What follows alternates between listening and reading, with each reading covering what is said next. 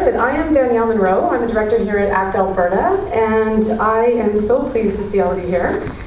Human trafficking is a problem that we have here in our province, and so your participation in this event is very important. Learning about this crime, learning how to see it, learning how to resolve it, learning to help people who have been victimized by the particular crime is something that we at ACT are really working hard with our collaborative partners to do. So your participation here will allow you to understand how to do those things. Thank you so much. Quickly, the order of events for today will be, this is when I put my glasses on. So today's order of events. So Kara Rowson is our Edmonton coordinator, and she'll be presenting on ACT Alberta and human trafficking in our province. Although this crime is national and international in scope, ACT Alberta primarily focuses on the crime here in our province. So you'll hear other areas and jurisdictions mentioned periodically, but primarily the information you're hearing is for Alberta. Kara's presentation will be followed by a panel discussion. That panel discussion was originally supposed to be 3 people: Staff Sergeant Jamie Clover, Pat Vargas, the Executive Director of A Safe Place, and Dr. Julie Kay. Unfortunately, we just got a text message from Julie that she's not feeling well today, so she won't be participating in the panel. But that's okay, because you'll learn lots anyways. If questions arise, one last thing is after the panel discussion, we will be having questions. As questions arise, you can text me those questions, and then I will read those questions out from this mic. This theater style makes it really difficult for us to be able to ask and answer questions. So my number was supposed to be on the screen. Do you know where the phone number is, Kara, for the text questioning? It's coming up? Okay, so Kara will put it up in a few minutes.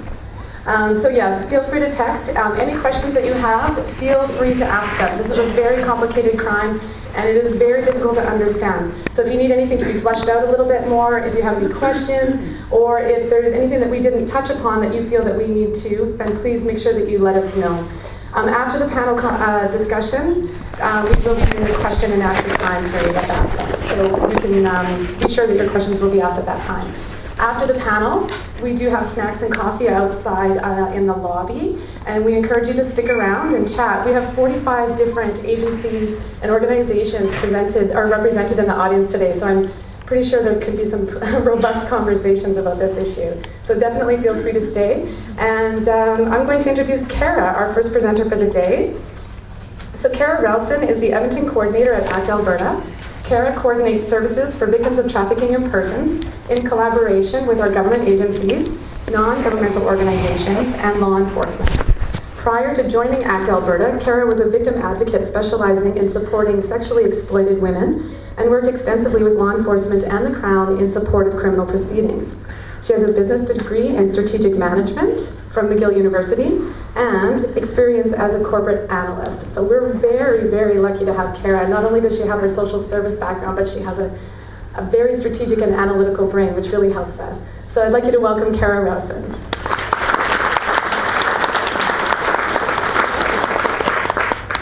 Good morning.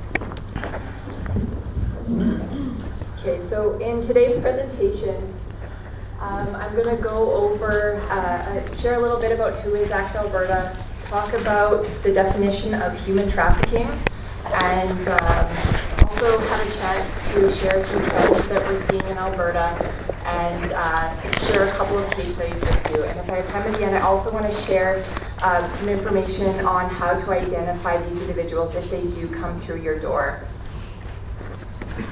So our mission at ACT Alberta is to increase knowledge and awareness on human trafficking, to advocate for effective rights-based responses, build capacity of all involved stakeholders, and to lead and foster collaboration for joint action against human trafficking. Some of our values, it's really important to us to be human rights-based and victim-centered, so we carry that with all of the cases that we work on. Collaboration is extremely important. We wouldn't be here without our partners and the contributions of our stakeholders. Diversity, and we try our best to be evidence-based in all that we do. At ACT Alberta, we follow this 4P model. It's an internationally accepted approach to dealing with human trafficking. So the 4 Ps are prevention, prosecution, protection, and partnership. So prevention, we do awareness events like this so that different groups know what human trafficking is. We work with our law enforcement partners to try and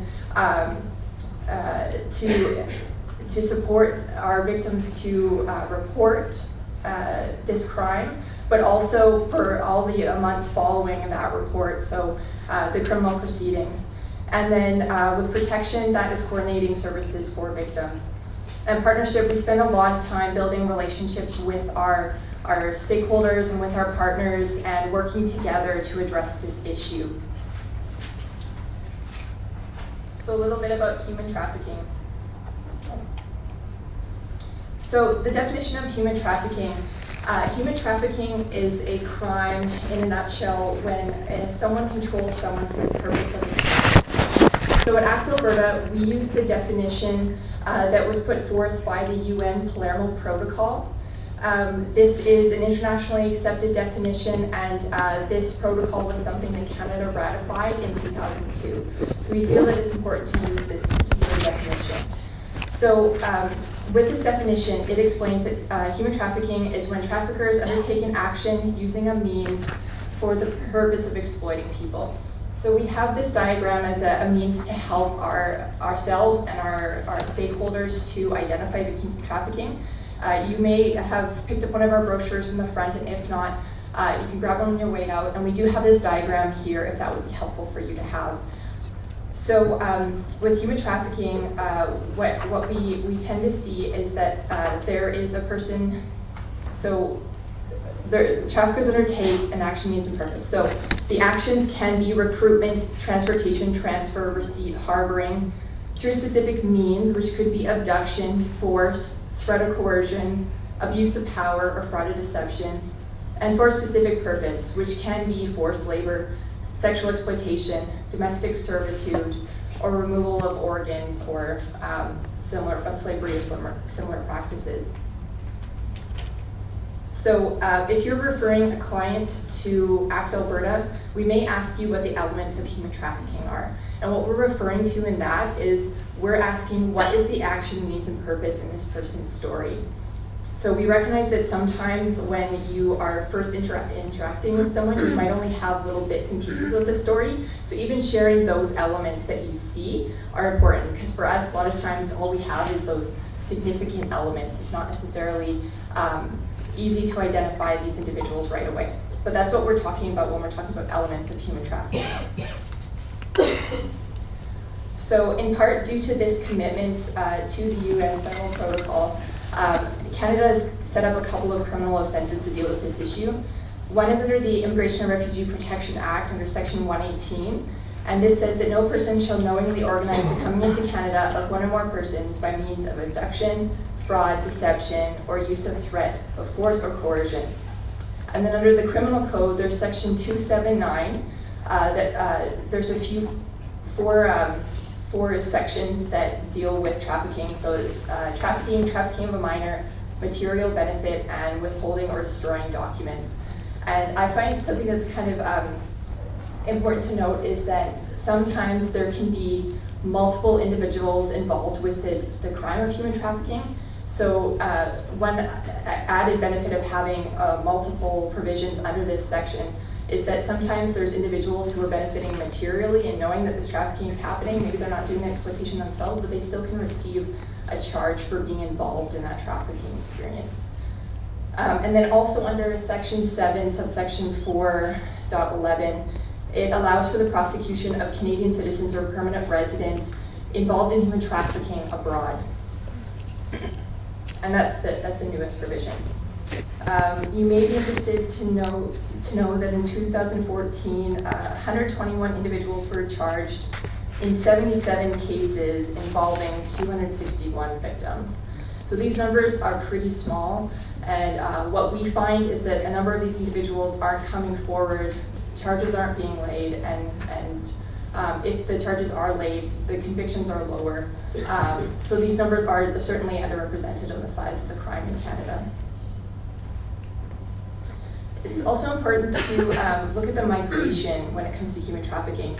So most people will be more familiar with international human trafficking, and that's when a person is brought over an international border for the purpose of exploiting them. So let's say someone's brought from Cambodia to Canada for the purpose of being exploited. But there's also what we call internal trafficking, and that's when a person is trafficked entirely within the border of a country. Some groups will call this domestic trafficking. We don't like to use that term because some people get confused that this is just trafficking that happens within a family unit. And although that can happen, what we're referring to is when someone's being trafficked within a country. So that can also be a foreign national who's come here, maybe they're even a permanent resident, but let's say they're here as a temporary foreign worker. They lose their job and then they get recruited by someone else because they're in a desperate situation and they end up being trafficked. So they're not always Canadian citizens when we talk about internal trafficking. So what we've seen at ACT Alberta so far, about 55% of our cases have been internal trafficking and about 45% have been international. So a pretty even split. We also like to distinguish between smuggling and trafficking. Human smuggling is something that a lot of people are more familiar with, but they're not the same thing. So with smuggling, that's when someone is brought across an international border and they are voluntarily coming into that country and they know they're coming into that country illegally. They're generally paying a smuggler a certain fee for them to come in, and then the relationship with the smuggler ends once they arrive in the country. So an international border is always crossed. It's considered to be a crime against the state. It's always voluntary, and the relationship with the smuggler ends upon arrival.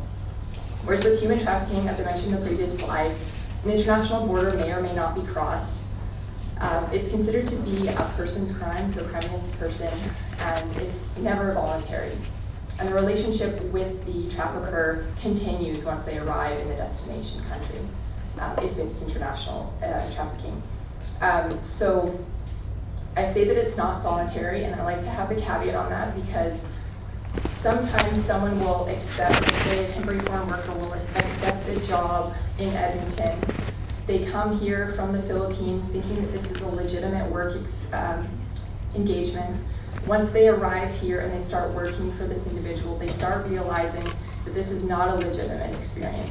So they might be working illegally, they might not have the proper immigration status at this point. So it might look similar to a human smuggling situation, but there are different circumstances. The person did not pay the smuggler or the trafficker to bring them into the country. In some cases, smuggling has led to human trafficking, but those are two separate events. In those cases, that's when someone is smuggled into the country, they're here illegally, and we would say that their vulnerabilities are quite extensive because they can't work legally, they can't access any kind of services, so they're quite vulnerable for someone exploiting them. So then they would be recruited internally to Canada and then trafficked once they're here. We like to share some myths on human trafficking. Some of these myths are due to an earlier common understanding of this issue, and some are due to extensive marketing of extreme cases of human trafficking. So what we really like to do is look at what human trafficking, or how it's been presented within an Alberta context, because that's going to be really important when we're working with these individuals. So one thing, some of the marketing or images that we've seen on human trafficking may include someone who's chained up, who has branding or some kind of barcode tattooed on them, or that they're stuffed into a suitcase. And although these types of situations could happen with the human trafficking scenario, that's not the common story that we're seeing. Also, a lot of these common understandings of the issue presented as solely a women's issue, whereas we have found that 1 in 4 of our victims have been males. And lastly, there's an understanding that trafficking is only for the purpose of sexual exploitation, but as I mentioned before, people can also be exploited for their labor. They can be trafficked for the purpose of harvesting their organs, or it could be for domestic servitude, so it could be like a nanny situation, but they're being exploited in that environment. A few other myths. One thing about the trafficker's identity, it's assumed that with human trafficking, it always involves an organized gang of some sort. But what we have found is that boyfriends, friends, employers, family members have also been trafficking individuals. In some cases, that's because the trafficked person is identifying their exploiter as someone, like a familiar relationship. and in other, but that maybe that familiar relationship is connected to an organized gang. But in other cases, they're not connected at all, and it just seems like it's a small operation locally.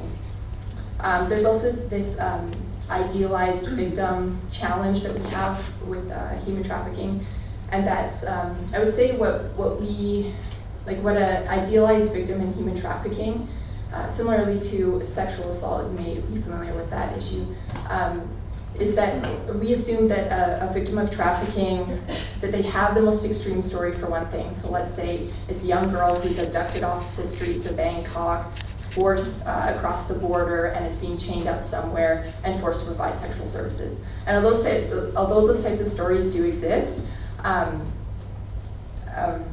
then the other thing too, once that victim arrives, if help were to come, that person's going to run to the safety, be happy to accept all of the help that's offered to them, and live happily ever after.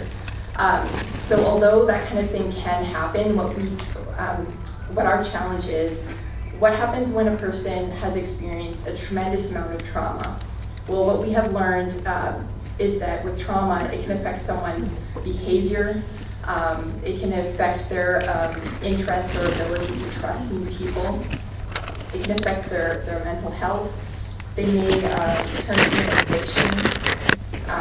And another thing too is what happens if this person has a criminal history, which may or may not be linked to the human trafficking experience. What happens if they had voluntarily been, or out of constrained choice, been involved in the sex industry prior to being sexually exploited or sex trafficked? Are we still going to see the victimization in their story? So not all victims are going to go running to the help when it's available. Sometimes they have other things going on in their lives, or the trauma that they've experienced, that makes it more difficult for us to see their story of victimization. So that's a myth that we have too, is that these victims are all ideal. And then the last myth that I want to share is this understanding that human trafficking is the same as other issues. So a common one is that human trafficking is the same as prostitution, or it's the same as paid surrogacy or international adoption, that kind of thing. And although human trafficking can exist within those other issues, they're not the same thing. And so human trafficking, sex trafficking may occur within prostitution, but not all prostitution is human trafficking, if that makes sense. So what's important to look at is what the action, means, and purpose is in each story. And then we can identify whether it's a victim of trafficking. And I wanted to share a quote from a victim of human trafficking that we had come across a couple of years ago. And so this woman was trying to access support. This was before she was introduced to ACT, and she was trying to tell someone her story. And she said, "I felt totally minimized and not sensational enough to be part of the discussion. I felt that the individual she was trying to share her story with wanted those sensational stories to be told, and that mine was too blasé. It's the everyday people and the everyday stories that are really important, because these stories provide the nuances of the phenomena and will lead to the real insight to prevention, intervention, and restoration strategies." So that was a very impactful thing for us to hear from one of our victims, and a good reminder for us that we just need to be present with these individuals, hear their story, and when we identify their victimization, we do our best to help them from that point. So a few other trends to share. I had mentioned that there's multiple forms of exploitation. So just want to share a couple of the stats that we've seen at ACT Alberta. So just over 50% of our cases have been involving sex trafficking. About 35% were individuals who were trafficked for their labor. About 9% were trafficked for both labor and sex. So when we say this is when someone is being exploited for more than one purpose. So an example would be, let's say there's a woman who was recruited to work in a nail salon, and she was being exploited for her labor in that nail salon, and then maybe she's forced to sell sexual services out the back door. In that case, we would say that it's someone who's being exploited for both labor and for sex. And then we've had at least one referral for organ trafficking. Another thing is that we've seen human trafficking present in both legal and illegal establishments. So legal establishments can include domestic servitude, restaurants that we frequently attend, agriculture, construction, and processing plants. And in some of these cases, we've seen Canadian citizens working there who are being treated according to employment standards, but there's temporary foreign workers working there and they are not being treated the same. And in fact, they're being exploited, they're being underpaid or not paid at all. Very different circumstance. So it's surprising to hear that there can be two different standards on how these individuals are being treated, but we have seen a number of those cases. And then of course it can be illegal establishments, so involved in gang activity or just underground business altogether. The next point is that what we find is that traffickers target the most vulnerable in society. So for Canadian citizens, that can be children in care, the impoverished, or those with weak social networks. So we have seen Canadian citizens being exploited, and we've also seen newcomers who are new to Canada or maybe are new to the city. With the newcomers, we've seen those on visitor visas, work visas, so temporary foreign workers, or like those on student visas, permanent residents. So we've seen people from all different kinds of immigration statuses. About 46% of our cases have involved Canadian citizens or those who were born in Canada. Another point that we like to share is that the internal migration of victims of trafficking. So this is after they've escaped the trafficking situation and they're rebuilding their life. Sometimes they will move out of safety to another part of Canada. Sometimes they just want to break ties with whatever community they were in. So let's say the trafficking happened in Toronto, maybe they're coming to Edmonton and they're wanting to start over. That person still has experienced a tremendous amount of trauma and are, they're probably still needing some additional assistance and they can be vulnerable to being re-trafficked. So those are the types of cases that you might also see coming through your door. Maybe not someone who's being currently trafficked, but someone who has a history of that. And so with the knowledge of what trafficking is, be sympathetic at least on what they've been through. And then I'd like to share the average age. So the average age of the females we've assisted is 26 years old, and the average age of males has been 28.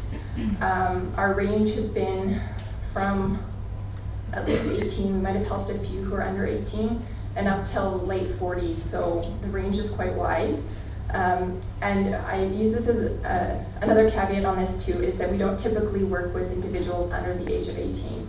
And this average age is the age when they come to request help, and not necessarily the time when they were first recruited into the trafficking experience. So I'd like to share a couple of case studies with you. The first one is just a 4-minute video, and then afterwards I'm going to talk about what the action, means, and purpose, the elements of trafficking are. So while you're listening, if you can just think about what those elements are. And this is an internal sex trafficking case.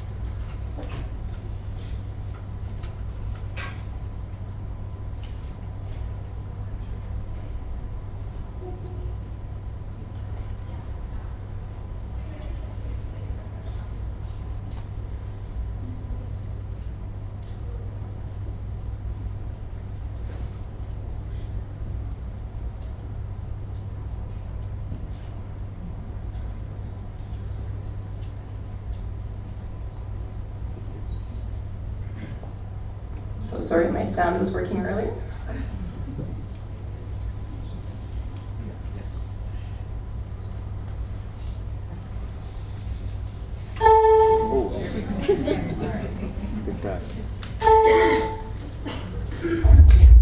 When I was in high school. Later on, I'll adjust the volume. I met my abuser, that's the word I choose to use, when I was in high school.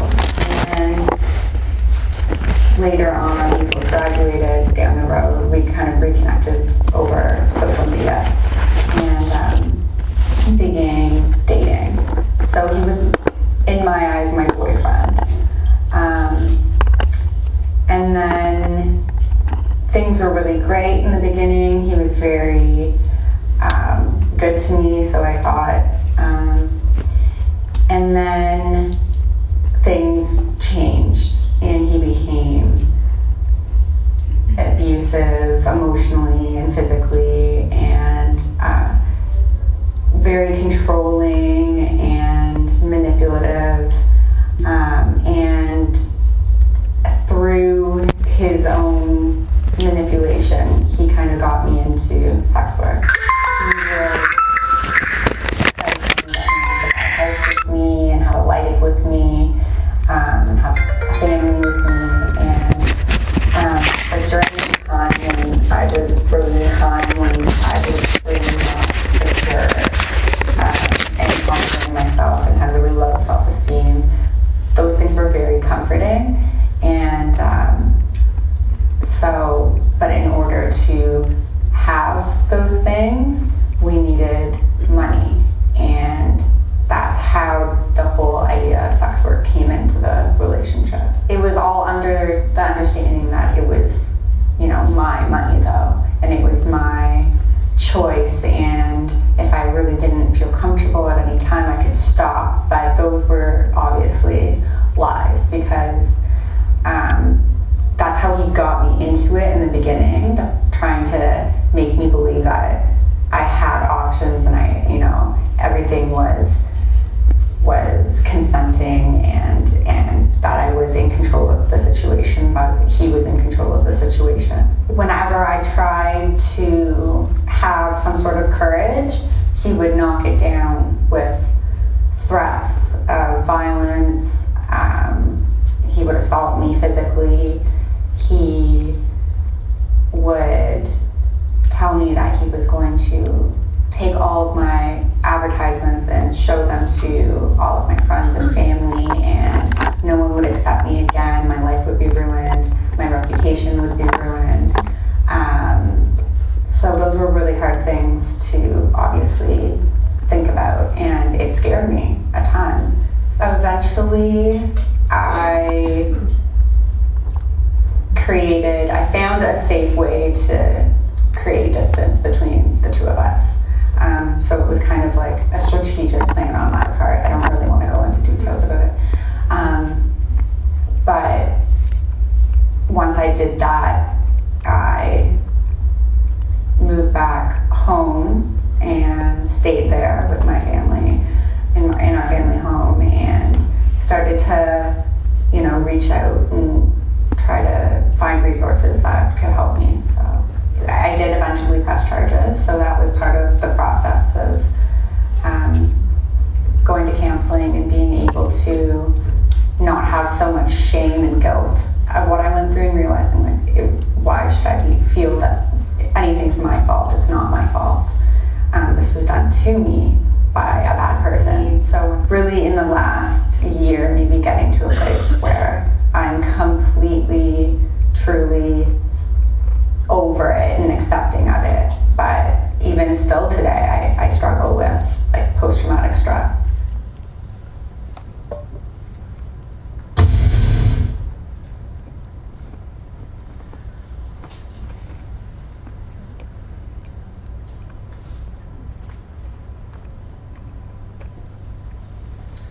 Okay, so Olivia's story is actually quite a common one that we hear.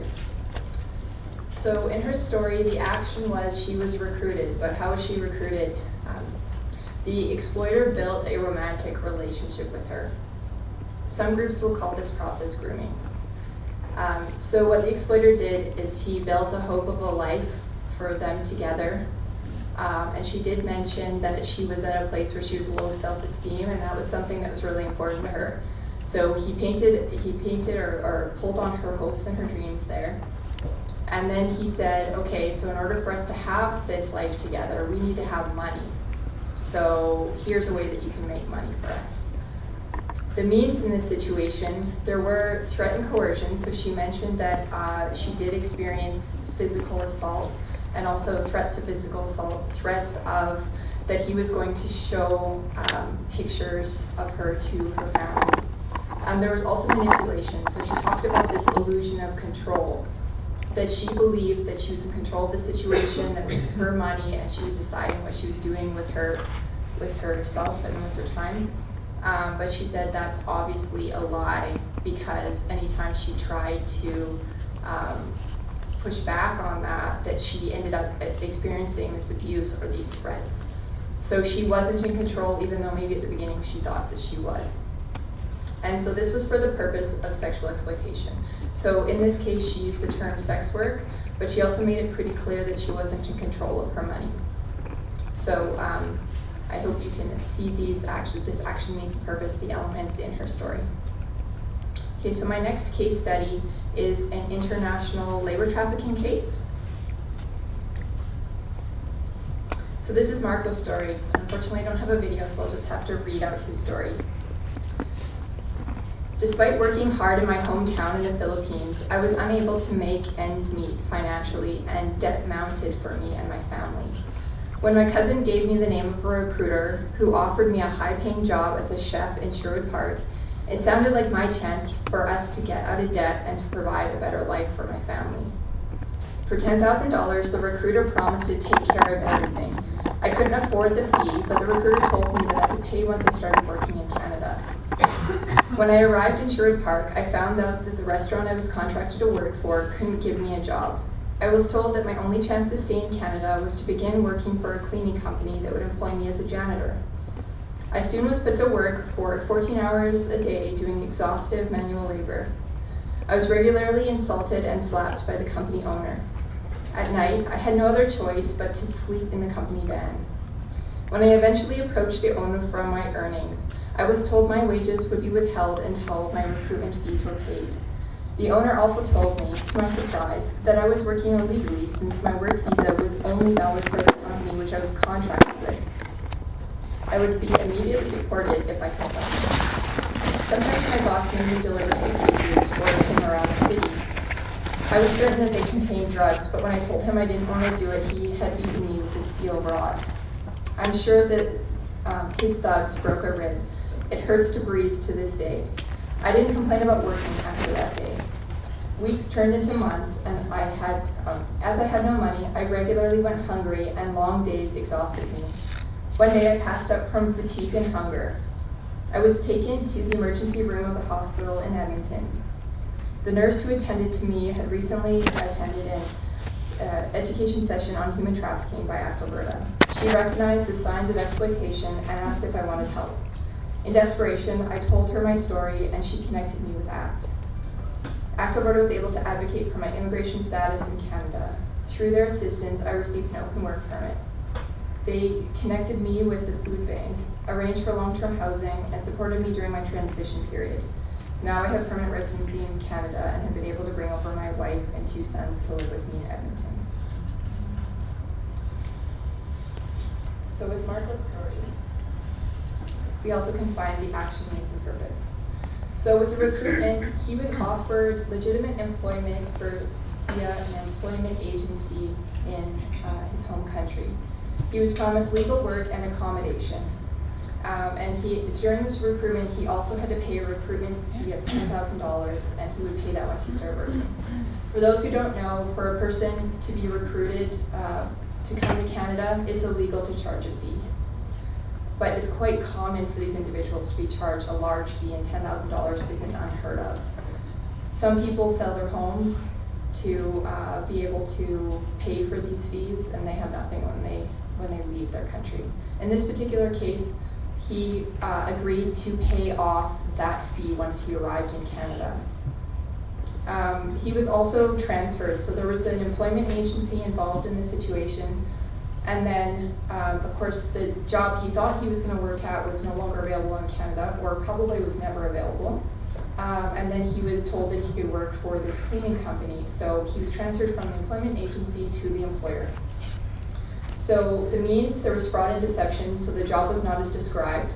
He came into the country thinking he's in legitimate circumstances, but he found out that he was working illegally once he arrived here. He obviously didn't understand how the work permit under the temporary foreign worker program worked. And he also experienced a number of forms of abuse, verbal and physical. He mentioned at one point when he complained about carrying a suitcase around that he was beaten with a steel rod. And then the purpose, of course, is for labor exploitation. He's working 14 hours a day, and he was unpaid. And the reason why he was unpaid, he was told, was because he owed this recruitment fee.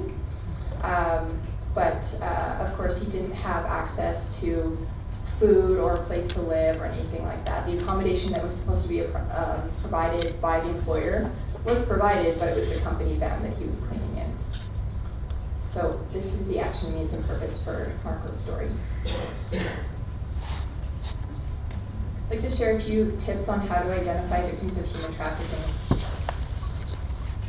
So we'd like to share some of the vulnerabilities. I touched on these a little bit earlier in my presentation. But a couple of studies have gone out on types of vulnerabilities or the pre-trafficking conditions of these individuals. So we find public safety found that economically and socially disadvantaged people can be vulnerable to trafficking.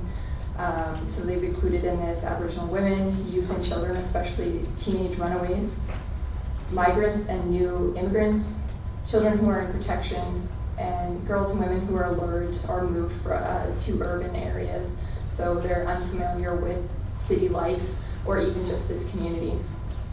According to the RCMP, they also are identifying drug and alcohol dependencies if they had that prior, or even once they start being recruited by the trafficker, it creates a vulnerability. They don't have their wits about them quite the same as they would otherwise. Mental illness and other disabilities can also be vulnerabilities. So the more vulnerabilities that a person has, there's a compounding factor, right? So they become more and more vulnerable. But what we find in almost all of our stories is that traffickers exploit hopes and dreams for a better life. So we saw this in both our Olivia's story and Marco's story today. So in Olivia's story, her hope for a better life was to be able to have this relationship with a partner and to build a life together. And so he exploited that hope and dream, and he played on it. And then with Marco's story, his hope was to be able to just survive financially for one, but also to bring his family to Canada and to create a better life for them. And he was promised permanent residence when he was recruited. So the trafficker definitely knew that's what he was looking for and played into that hope and that dream. So some general indicators. If there's these are red flags. If you see one of these, it's not necessarily automatically human trafficking, but if you see a number of these red flags, it's something to start inquiring or thinking more about whether it's human trafficking.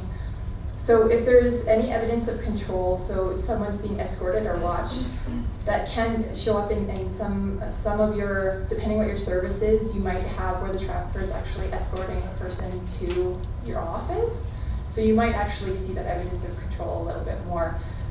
Whereas with others, the evidence of control may be different. So the person's talking about that they need to get back home by a certain time, or they need to bring a certain amount of money back. Or maybe they're not allowed to call anyone from the home phone because all of their phone calls and communication is being monitored. Those elements of control can look differently, but they often are present with victims of trafficking. If someone's not speaking on their own behalf, and sometimes this can be in the disguise of a translator, sometimes the person's English is still okay, but this person's speaking on their behalf. So we like to be careful with which translator we're using, because even if the person's speaking, what are they really translating? Maybe it's not the full message. If someone doesn't have access to their passport or other identification, so this is not if they've lost it or if someone's just holding it for them because it's a safe place, but it's when somebody's taken their passport or identification and is holding it for a specific reason. For our foreign nationals, holding their passport usually makes them feel like they can't come forward or talk to anyone, or they feel like, it's just another thing that makes them feel trapped, that they can't leave this trafficker. If someone has limited knowledge on how to get around in the community, I would say this is more for those individuals whose movement has been more restricted. So they're held in a home or they're not leaving very often. And so basic things that a reasonable person would be aware of in their community, they're not aware of. So maybe there's a 7-Eleven on the corner, and anyone who has lived in that community for a few months would know there's a 7-Eleven there. So just some of those basic things are they're not aware of the community. And of course it depends how long they've been here and their language skills and all that kind of thing, but that can be an indicator. If they live on or near the work premises, particularly with labor trafficking, but we've also seen this with sex trafficking cases too, the individual lives where they work. And then lack of private space or personal possessions, financial records. Sometimes, as similarly with the passport, that these documents are being held by someone. But another example is one of our law enforcement partners knew that there was this woman who was selling sex out of this hotel room over a couple of days period, and they ended up doing a sting, and they went in and they found out that this girl only had lube and condoms with her. She didn't have a purse, she didn't have any other clothes with her, so why is she there for a few days and has very few possessions? So again, another indicator. And lastly, victims of trafficking can be frequently moved by the traffickers. So again, we've seen this labor and sex trafficking. With sex trafficking, one thing to say is that there are independent escorts who do regular circuits, if you're familiar with the industry at all. So they might go between Edmonton, Farnborough, and Grand Prairie. So in those cases, it's not automatically trafficking because they're being moved frequently or they're moving frequently. But if you're seeing these elements of control, not really being familiar with the community, and they're being moved around quite a bit, it could be a red flag. So a couple things on sex trafficking recruitment. This is the type of thing that happened in Olivia's story. It's come out of a lot of research. These 3 stages are based on the RCMP's I'm Not For Sale research. It also came out in the Project Safekeeping project with the RCMP, and was confirmed by ACT Alberta's sex trafficking project, a research project that we've recently done. So we've had some feedback from some of our partners confirming this as well. So sex trafficking recruitment often comes through a familiar path. So with the stage 1, there's recruitment or luring. So this recruitment can come through friend, family member, an ad on the internet, or someone building a relationship with them over social media or some kind of website like Facebook. There's usually some form of grooming. So there's gifts, offers of kind words and promises. The person might believe that they're in love with this person or that it's a really good friend and they have their back. And this recruitment can really happen anywhere. As I said, it can be online, it can be in person. And then in stage 2, they begin to isolate the individual. So they start to break down relationships with friends and family. The relationship changes, and they may be asked to do things that they don't want to do or are small illegal tasks that they're asked to do. They may be asked to pay back some of those gifts that they were provided. So maybe they were given a new cell phone or a purse or a place to stay or something. And so then they're saying, okay, well, you owe me all this money now. And the person begins to feel like there's no way out. And then in the 3rd stage, that's when the control and exploitation really begins to happen. So there can be threats, there can be violence. They may witness the exploiter being violent with someone else, so they know that those threats are real. They may confiscate their identification, maybe emotional abuse, and they'll be forcing them to provide sex or services, or both. And they may also control this individual with cell phones or GPS apps. So there's a lot of ways in which traffickers can control and exploit the person in the 3rd stage. So sometimes we'll meet the person in stage 1 or 2 and we start suspecting something's happening. And we'd like to intervene before that, obviously, before the exploitation really starts happening, but unfortunately a lot of times we meet people in stage 3. And some indicators on labor trafficking. It's quite common for them to live in groups and sometimes living in the same place where they work. Sometimes we call this hotbedding.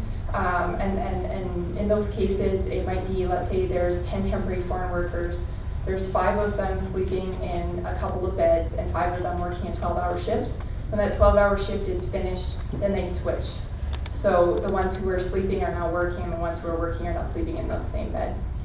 It also can be that the person's living in the same place where they work. So we had one gentleman who was told he had to sleep in the bathroom of the cafe. So that was his accommodation. Or it could be that there's like mattresses or beds at the back of a warehouse or something like that. So there's a number of ways in which this is presented. They may have no or little access to their earnings, being paid very minimally sometimes. They will work excessive hours. They often pay for their recruitment, as in Marco's story, and or their work permit, and they may be disciplined with fines. So if they do something wrong, then they're docked pay. The job is often not as it was described, and a lot of times they have health issues. If you think that a person's wanting to exploit them, they're probably not going to provide the proper safety equipment, so they may be experiencing hearing loss, cardiovascular or respiratory problems, or poor eyesight. Okay, so very quickly, I'll just talk about assisting victims. First thing, if it's a 911 situation, the person's in immediate danger, call the police. And an example of this, we had a person who went to go see an STI nurse, and the exploiter was in the waiting room. And she said, "This person's controlling me, get me out," kind of thing. So in those cases, call 911. ACT Alberta is not the best help in that situation, it's the police. If it's not a 911 situation, and this is just someone sharing their story, the first thing to do, which is probably something you do as a service provider, is helping them to self-identify their immediate needs. So what's the first thing they want to take care of? If you're able to help them with that, go ahead, and I do invite you to call ACT Alberta as well. We may be able to help connect them to services that you cannot, and we're happy to help support you and the person. So when you refer to ACT Alberta, we'll work together with you, depending on what your capacity is. We'll work together to support this individual. When a victim of trafficking is identified, they'll have a number of needs. Sometimes or often it's emergency shelter because they have no place to stay, and if they did have a place, it might not be safe. They may want to access counseling, or they may need legal assistance, health care. They may need interpretation, so maybe their English skills are not so strong. Income support, there's all sorts of things. So what we'll do is we'll do a needs assessment of the individual, and we have a number of connections and relationships in the community, so we'll do our best to pull in those connections as soon as possible. We also will do some direct immigration advocacy in collaboration with our partners. And we have a victim assistance fund, which is a small fund where we're able to assist with financial needs that cannot be otherwise covered in the community. And lastly, I'd just like to share some barriers to assisting victims of trafficking. So these are the things that make it difficult for us to learn about trafficking and also to connect them to other services. The most common barrier that we have is this difficulty trusting or fear of authorities. Sometimes this can be like if they're from, whether they're from another country or from Canada, if they've had a poor experience or they're already afraid of the government, they don't want to talk to anyone. But even if that isn't existing, the person's been exploited. Oftentimes it's a person who's been in a position of trust who's mistreated them. So it takes a while to build trust with these individuals. And there's a number of consequences for that. So they also can have cultural or language barriers, which makes it very difficult to communicate, and even when we have a translator, sometimes it takes a lot longer just to hear their story. They may be facing shame or self-blame, which may make it difficult for them to come forward or share what's happened to them. They may be unaware of their rights or the law, and this can be with Canadian citizens as well. They're not all aware of their rights. And they may be unable or unwilling to identify themselves as being trafficked or even victimized. In this situation, sometimes it's difficult to help these individuals. And also the label of human trafficking, I tend not to place that on people. If they do ask about it, we will talk about it. But to say you have been trafficked is a really scary thing. They may recognize that they've been mistreated, but the term trafficked is pretty heavy on individuals. So they might not see themselves as being trafficked.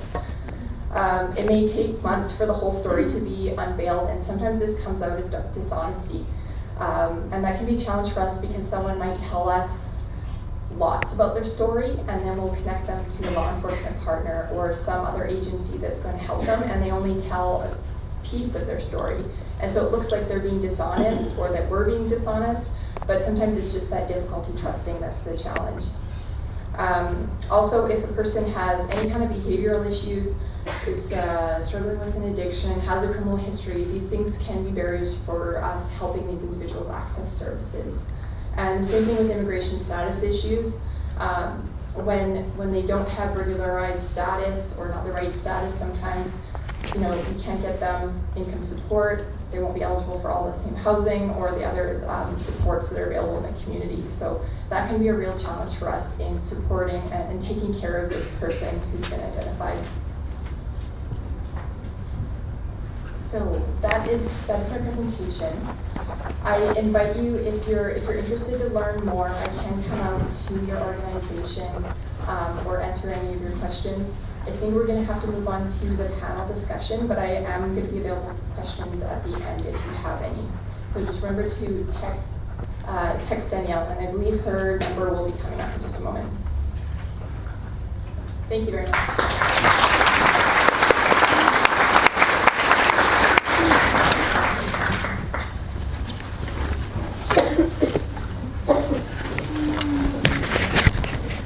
Thank you, Kara. That was fantastic. So we'll move on to our panel discussion now. We're actually sad to lose Julie Kay because she's such an important part of what we do at ACT. So what I will do though is I will introduce the two panelists that are going to be participating, and then I still feel the need to read Dr. Julie Kay's bio because I think it's important that you know of her, and if you have any interest in doing any reading, she's definitely somebody that I would encourage you to look up. So I'll just quickly read that before I introduce James and Pat. So Dr. Julie Kay, I'm just getting used to this, it's tough. Dr. Julie Kay is a sociologist who specializes in the area of human trafficking. Dr. Kay has led major critical research projects on human trafficking in Alberta, including an environmental scan for Human Services Alberta, an examination of the criminal code legislation of trafficking in persons, and a collaborative project with the King's University, Mount Royal University, and ACT Alberta.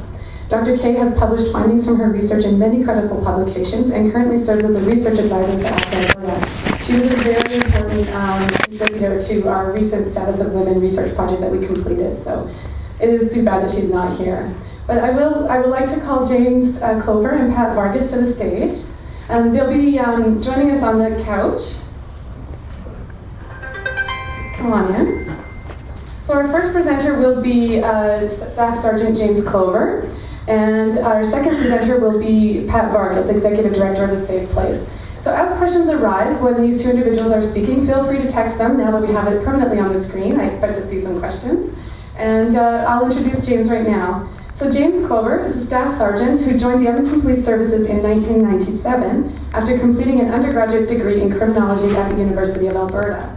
During his tenure with the Edmonton Police Services, Staff Sergeant Clover has maintained responsibilities, this is a long one, listen to this list, he's very impressive, Patrol Division, Undercover Operations, Organization Security, Community Liaison Officer with Correction Services of Canada, Organizational Security Section in the Threat Assessment Unit, Community Sergeant, Behavioral Assessment Unit, Employee Development Section, Vice Section, which is when we had the lovely pleasure of meeting him, and now in the Strategic Business Section. This diverse experience allows why do I get nervous now? Sorry. This diverse experience allows Sergeant Clover to facilitate a stronger knowledge base within the police culture and fosters a progressive understanding of the importance of collaboration with a focus on strengthening partnerships between community and policing. Sergeant Clover was recognized by Avenue Magazine as a top 40 under 40 innovative leader as a result of his work with offender management. We are proud to have Staff Sergeant James Clover on our panel, so please welcome him to the mic.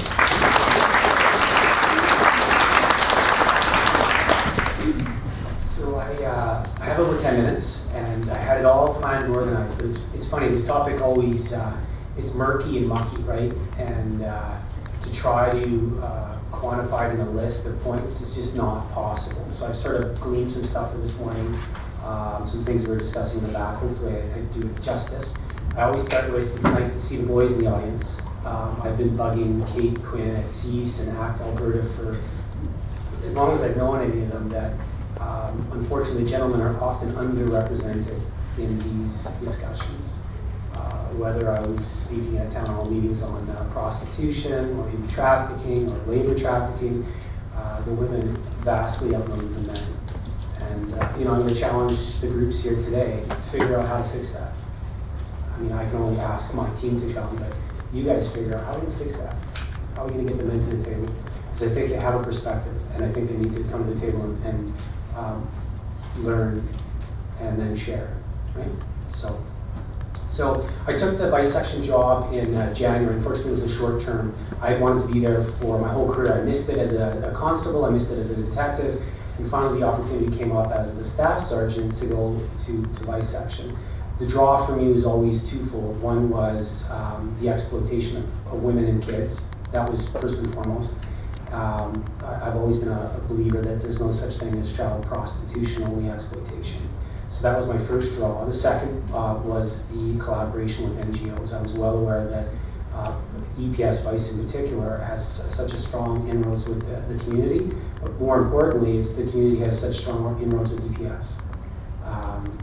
Really combating sexual exploitation and human trafficking, it's not primarily a police issue, right? It's a community issue. Even Mayor Mandel will say it's a social harm issue. And the last time I looked, that's pretty well on everyone's corporate mission, isn't it? You know, whether you're John Howard or CSC or you know, the Edmonton Police Service or the GOA or the City of Edmonton, a healthy and safe community generally is the first point to almost everyone's corporate objective, right? So, how do I define trafficking persons? I don't. Now that seems sort of interesting, but I'll give you some context on why I don't. I was presenting to the Edmonton Police Commission a few months back, actually with ACT Alberta, and Councillor McKean had made a comment. I know what he was doing. He wanted to bring this to light. He said, James, back in the 70s, you know, everyone talked about pimping. And now today we have a presentation on human trafficking and, you know, international or domestic. What's the difference? Like, what's the difference? So I said, absolutely nothing. The problem is the semantics, right? We become so accustomed to that word pimp. It's become sort of Hollywood vernacular we use, right? We actually make jokes about it. There's costumes about it. I'll guarantee you, you'll see a pimp at the Halloween party in a few weeks, right? But what's the difference, really? There isn't anything. And that's the attitude I took when I went to vice sections. There is no difference. You're exploiting people. You're profiting from people, right? And that's what the definition you should take away. And that's what I told the police commission. You're exploiting people. So I don't really care what word you use, you're exploiting. But the piece that I struggle with, and it's too bad Julie Kay's not here, she's been a mentor in my development, is the bias piece. I am not a woman. I am not an Aboriginal woman. I am not an Aboriginal woman managing a mental illness or a drug dependency. How in the world am I going to be able to speak on her behalf? So when I went into Vice, I really wanted to be aware of my bias. You know, as a policeman, as a father, as a husband, and try to prevent myself from making mistakes and going down paths that my biases take me. We talk about a victim-centered approach, right? I'm not an Aboriginal woman with a drug dependency. So I have to ask, I have to learn, right? And I hope that doesn't insult anyone, but that's the reality. I'm a white bureaucrat in a paramilitary organization that wants to learn what a victim is going through. Is that wrong? I don't think so. So they define what it is to me. That's the definition for me. I'll share a quick story. On my daughter's 18th birthday, stepdaughter's 18th birthday, I was doing a hotel operation with my team, and I met a young lady. I can't tell you her name, but I met a young lady. She had just turned 18 a week prior, and she was just a bear when we interacted with her. She just, all sorts of swear words, like stupid cops and blah, blah, blah, blah. I really liked her. She had such a little attitude. She was so upset because she had put an ad on Backpage and had been driven to service this client, and now she was out of client. And I totally understand that. I totally understand that. But it was an opportunity for us and our NGO partners to interact with this young lady. And she just wasn't jiving with the team, so I had an opportunity to pull her aside and said, hey, what's up? Let's talk about this. And we formed a little bit of a relationship right there. And I think the reality was because, well, first of all, I said, quit being such a bag. And I think she needed a little bit of a dad at that moment, because she was what? What was she? She was scared, right? So here's the really quick story. Started selling her body at 16 to survive. Probably was introduced to the lifestyle through a family member. And then a young man came along and said, you know, you're a cute native girl. I'd like to date you and maybe photograph you. Let's get together. And that's how it started. And then he traveled her around between BC, Alberta, and Saskatchewan. And all the money went to him.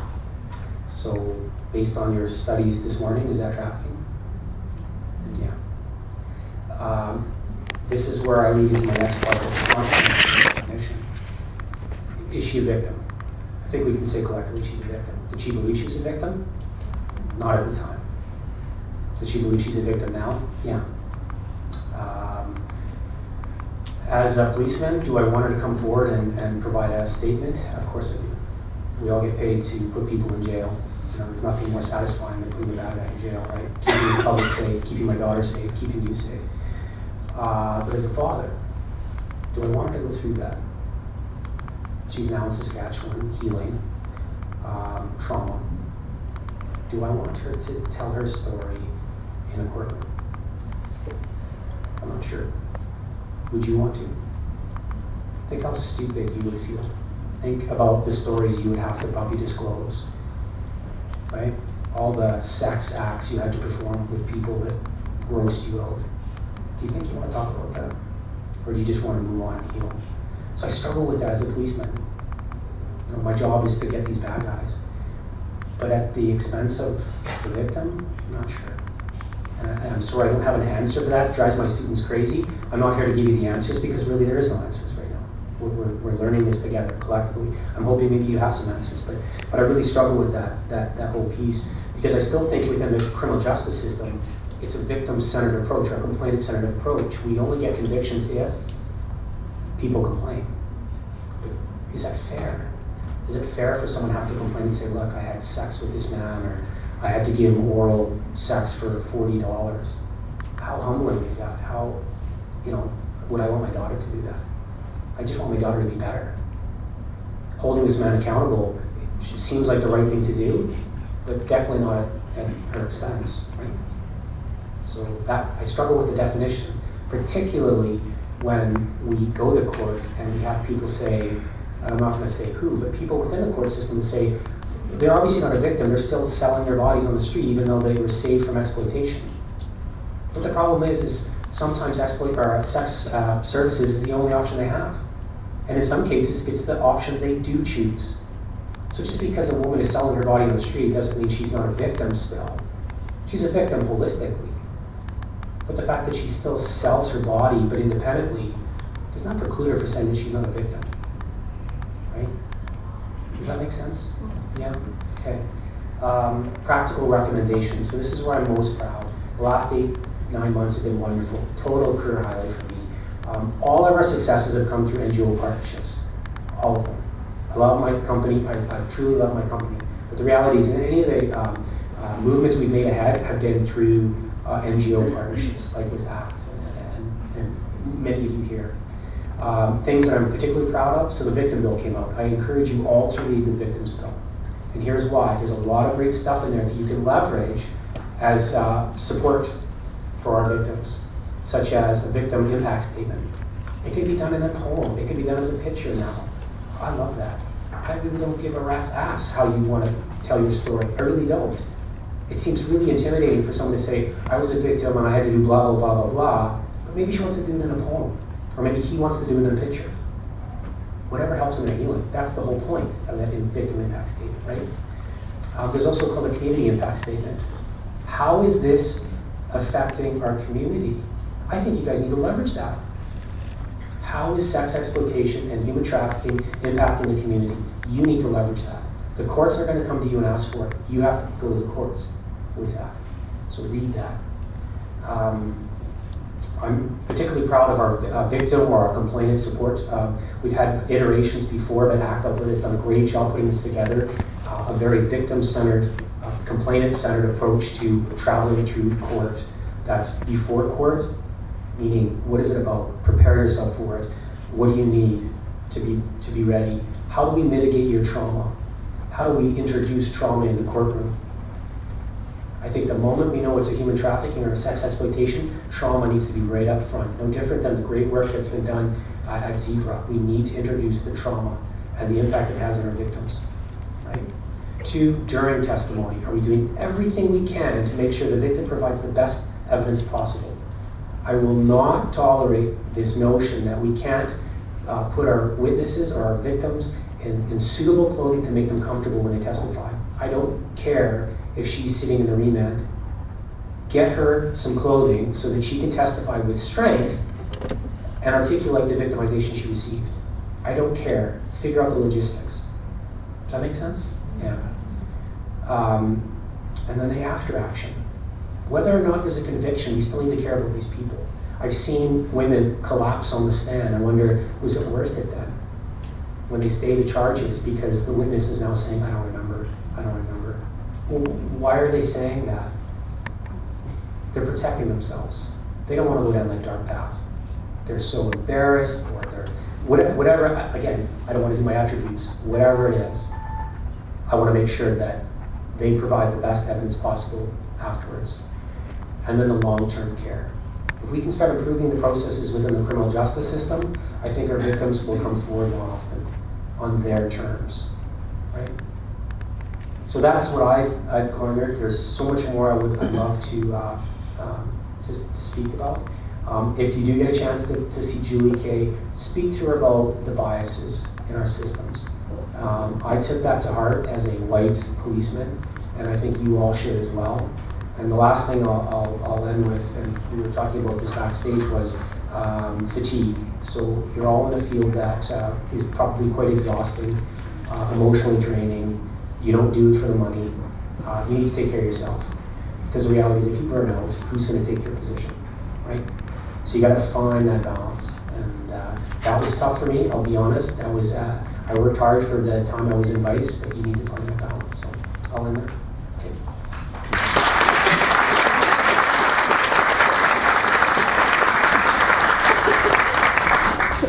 Thanks, Jamie. So next we'll have up to the mic Pat Vargas. For the past 15 years, Patricia Vargas has served as the Executive Director of A Safe Place, a shelter for women and children fleeing violence. A Safe Place has partnered with ACT Alberta and has become the flagship shelter for victims of trafficking in persons. Pat's past work includes the creation of websites with legal information for abused women, and as the coordinator of community responses to family violence in the Edmonton area. She has also worked for the Alberta Human Rights Commission and as the coordinator of multi-agency diversity projects. In 2009, she developed a governance model for a global network of women's shelters and played a key role in organizing the Ottawa Summit for Shelters, which led to the creation of the global network of women's shelters. It's pretty cool, actually, Pat. She's currently a board member of the network and a member of the Inter-America Shelter Network. She was a United Nations Canadian delegate in 2009 and 2010 and presented with her colleagues of the Global Network at the United Nations. She authored the position paper that was distributed at the 54th session of the United Nations Commission on the Status of Women. Pat has an MBA from the U of A and has presented at several conferences on human trafficking, service models, and governance models for the networks. Pat has authored 2 publications, and Pat's most recent work is in the development of international protocols to transfer female victims of human trafficking from shelter to shelter internationally. And happily, 11 countries have signed on to these protocols. So welcome, Pat Vargas.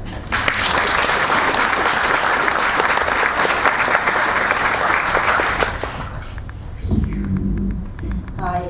I just wanted to say that when they asked me to say my bio, I have a conference to go and I just sort of sit that one out, so sorry for that lengthy piece. I'd like to see who I'm speaking with. And do we have any shelter workers here? Good, none of you guys are here, awesome, then I can say whatever I want. No.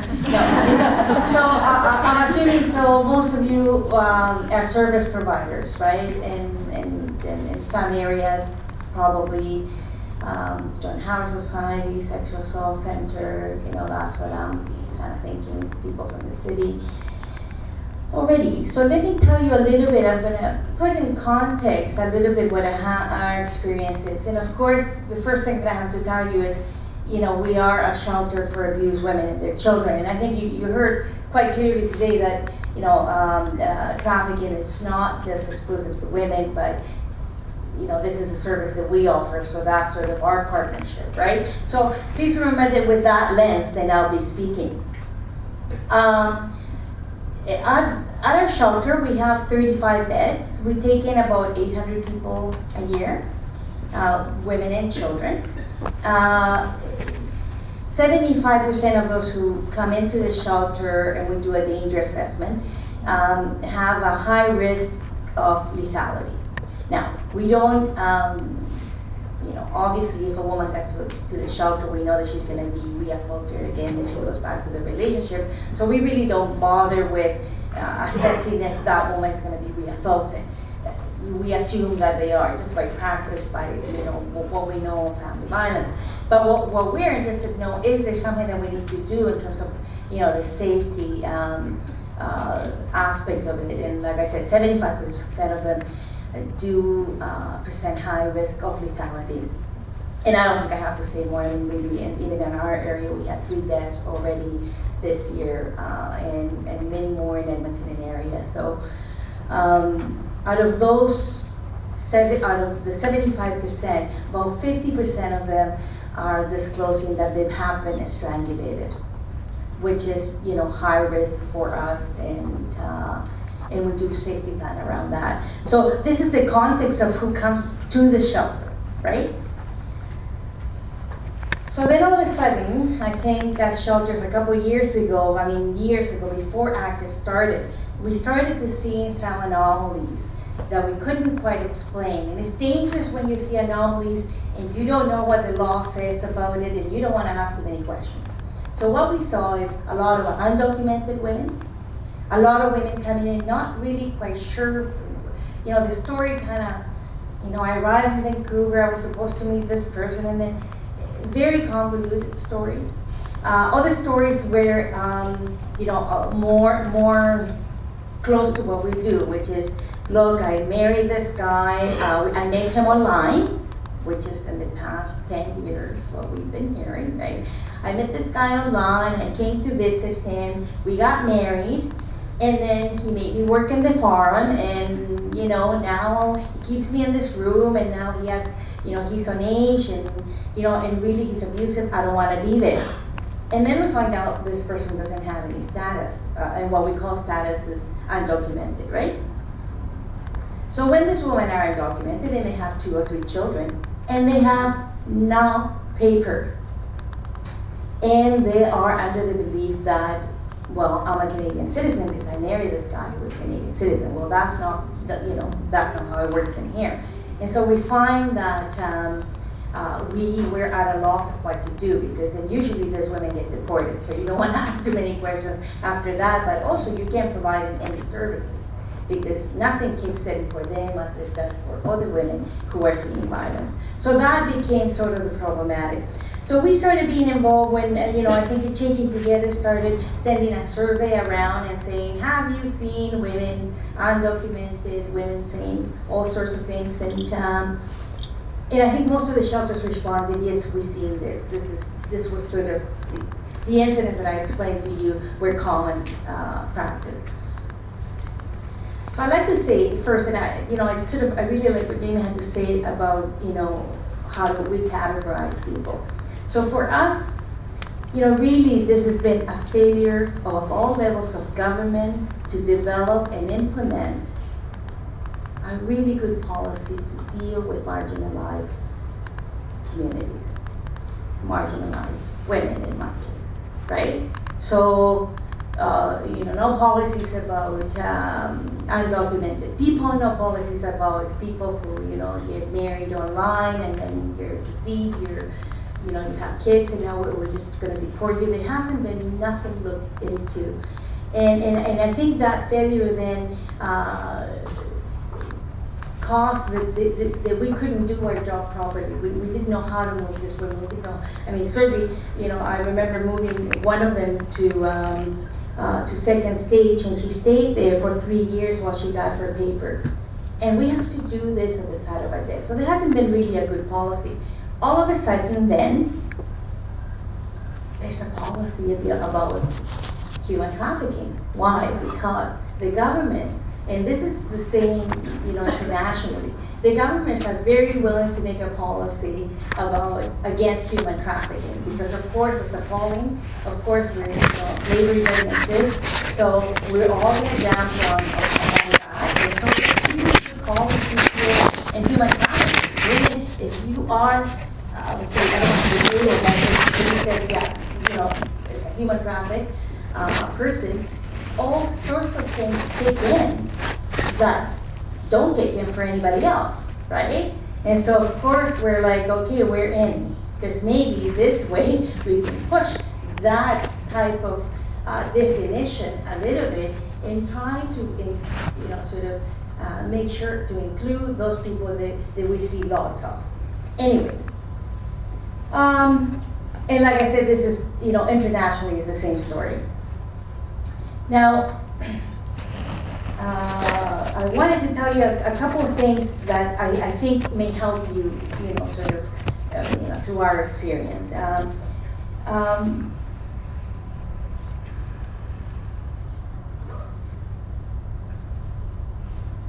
We have received women who are classified as trafficked, right? And we don't do the classification because really, if you don't have the support from the police, then they don't care what we say.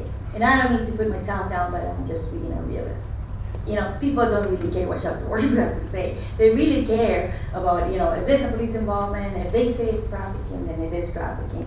So we have had some cases where the police certainly has it. And one of the things that I noticed is when there's a lot of training in the police, right?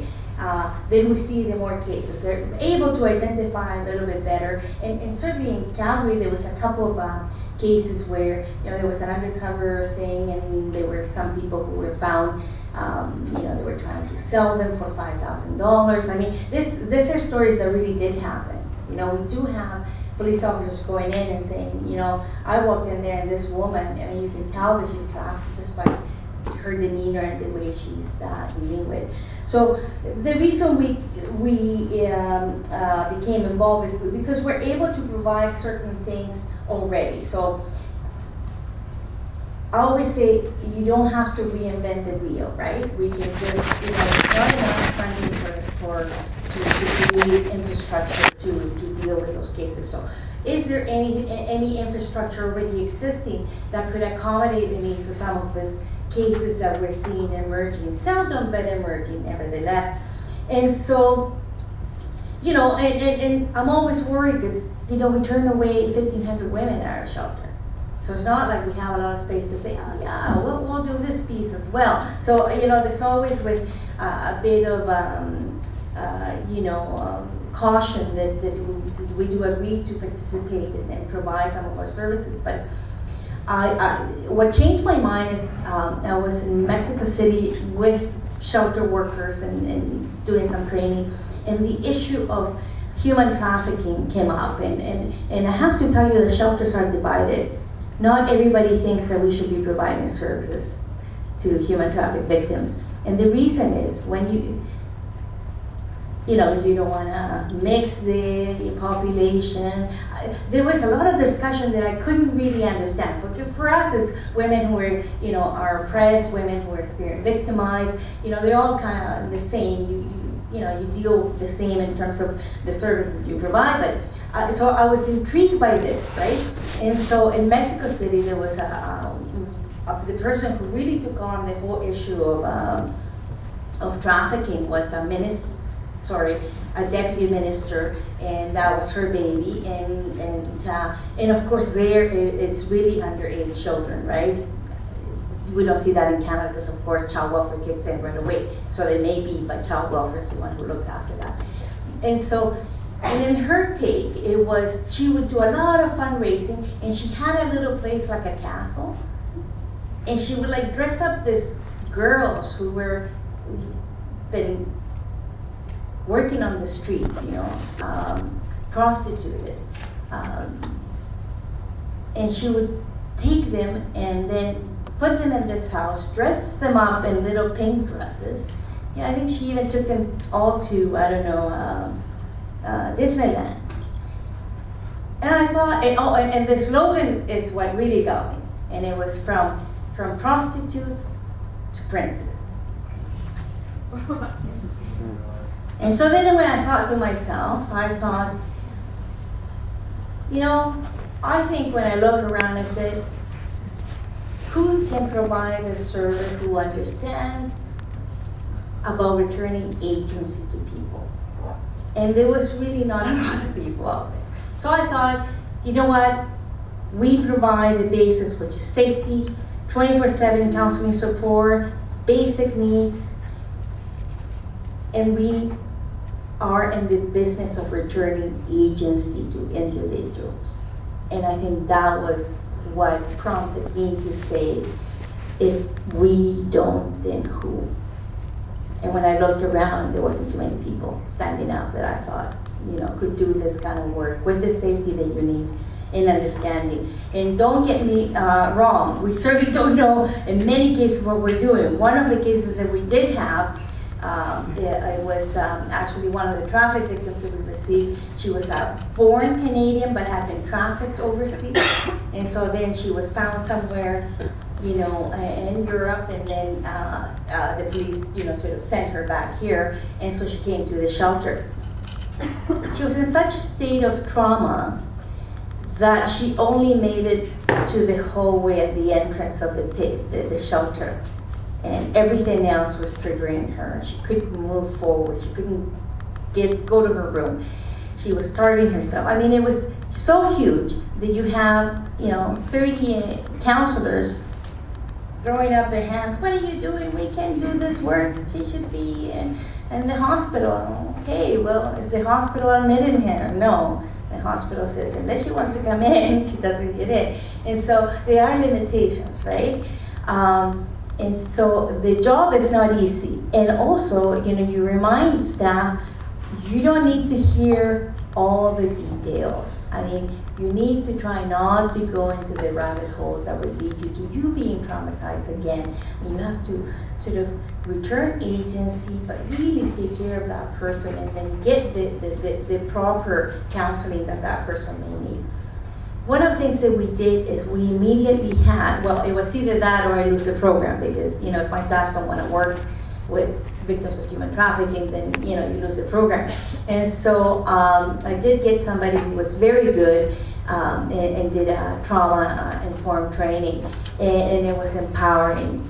And the staff were able to really own it and embrace it and feel that they could provide a service that would return this woman's dignity. And she was with us for about 3 months, and then left with a job and a place to go, and everybody really felt good about the work that we have done. So one of the things that I did from our experience is having trauma training is really important, and making sure that you don't go into that rabbit hole, because it's stuff that you probably have never heard, even in your work, right? Because this is different, right?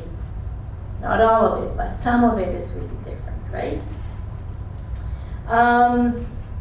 I wanted to tell you that in terms of I know Karen gave it an internal, that was it, internal, Aboriginal women.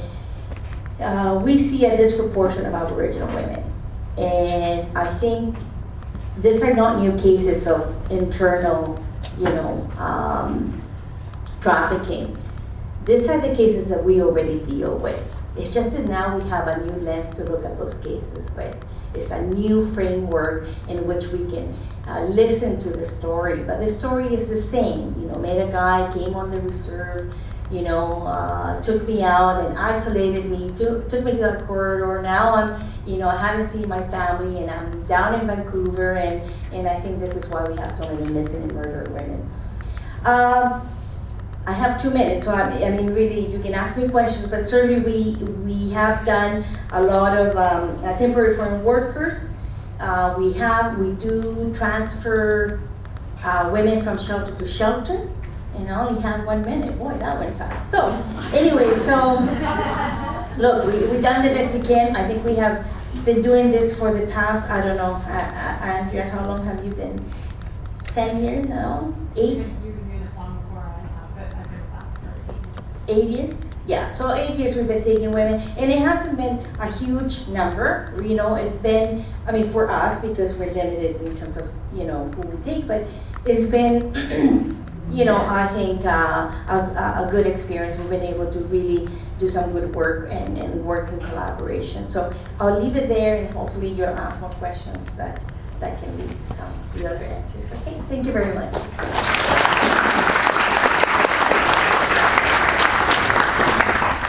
Thank you, Pat. I'm going to welcome Kara back to the stage to participate in answering questions. There we go. So before we start the questions, excellent questions, by the way. Thank you so much for participating in that. One of the things I wanted to just make sure that it was clear and understood by everybody who's been sending me these questions is that ACT Alberta is an organization that focuses solely on human trafficking. The umbrella of sexual exploitation is large, and it includes millions of populations. And so some of the questions we won't be able to field because we're just not experts in that issue that you might have brought up. But other than that, we'll do our very best to try to answer the questions as best as we can. So the first question that I was going to ask is, and I thought this one might be a great one. I work at a medical clinic that provides services to women without Alberta health care. How can I determine if someone is trafficked versus just in the country illegally?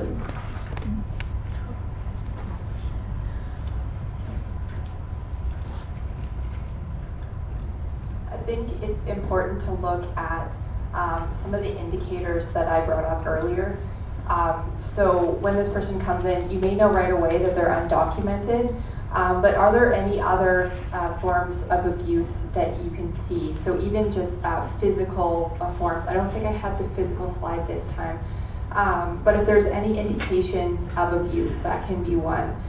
In the case of Marco's story, he would have been very clearly malnourished because he hadn't eaten for a long time. It also could be that the person is, what are those indicators of control? Does the person seem somewhat fearful of their safety?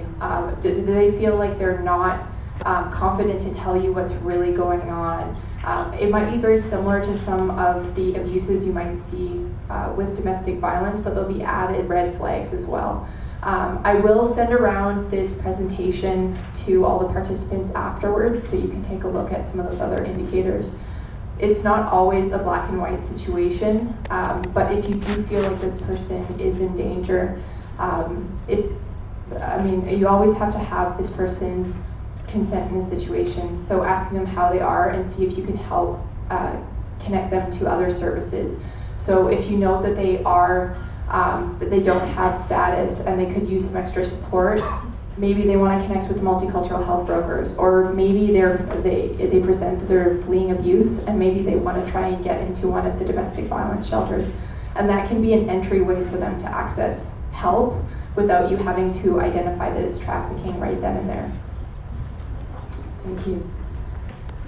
So there are quite a few questions about temporary foreign workers. So rather than asking rather than articulating each of the questions that have been asked, I was going to ask Kara to expand a little bit on the recruitment and the identification of exploitation within the temporary foreign worker program and what services are available for people who are either here under precarious status or restricted work permits.